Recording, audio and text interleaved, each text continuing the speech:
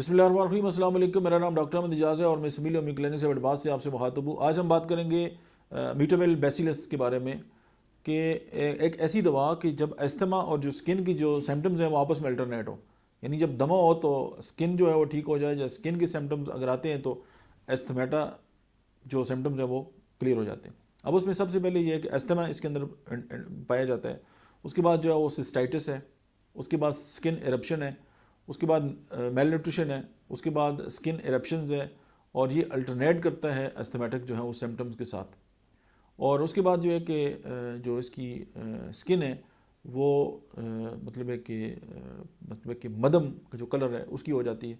तो ये ओवरऑल एक ओवरव्यू है, लेकिन इसमें जो ख़ास बात है वो कि दमा और जो स्किन के सिम्टम्स हैं वो एक दूसरे के साथ जो है वो अल्टरनेट करते हैं, और यही जो मेन इंडिकेशन है, ये की सिम्टम्स हैं म्यूटाबेल बैसिलस का।